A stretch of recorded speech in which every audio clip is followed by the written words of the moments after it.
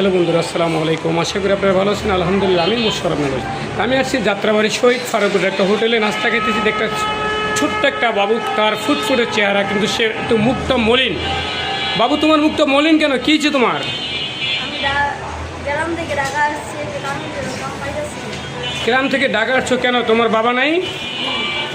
তুমি কি কাজ করবা? তুমি এত ছোট মানুষ।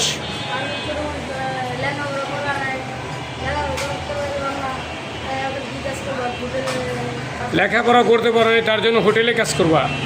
লেখাপড়া করো নাই কেন? কি সমস্যা ছিল তোমাদের?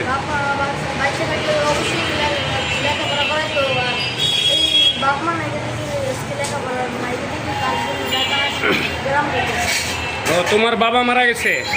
ও, তার জন্য। তাই দর্শক দেখেন, যার নাই বাবা তার নাই কিছু।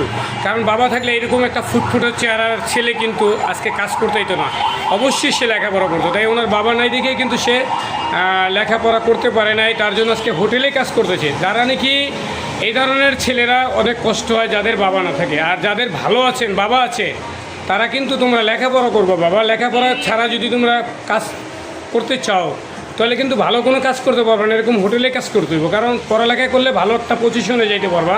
তাই ছোটদের জন্য বলছি, তোমরা সবাই লেখাপড়া করবা, নাইলে কিন্তু এই ছেলের মতন আজকে হোটেলে কাজ করতে হইব। কারণ এই লেখাপড়া করে এদিকে ভালো কোনো কর্মতে যেতে পারে না। তাই বন্ধুরা, যদি ভিডিওটা আমার ভালো লাগে এই ছেলেটার জন্য, আমার চ্যানেলটাকে সাবস্ক্রাইব করে দেবেন। যে যেখান থেকে দেখতেছেন, এই ছোট মানুষ দেখেন, ওর মতন ছেলে যদি আজকে হোটেলে কাজ করবে, কারণ ও ভালো কিছু করতে পারবে না। আর নাইলে বোঝাবেরির কাজ করতে পারে, যেমন ঢাকা শহরে অনেক লেবার এগুলি যেমন কাজকাম করে মিন্তি বয় এরকম। কিন্তু যদি লেখাপড়া করতে পারতো এই ছেলেটা কিন্তু ভালো একটা পজিশনে যেতে পারতো। তাই বন্ধুরা, যে যেখান থেকে দেখছেন, এই ছেলেটার জন্য আমার ভিডিওটাকে শেয়ার করে দেবেন। ধন্যবাদ বাবা।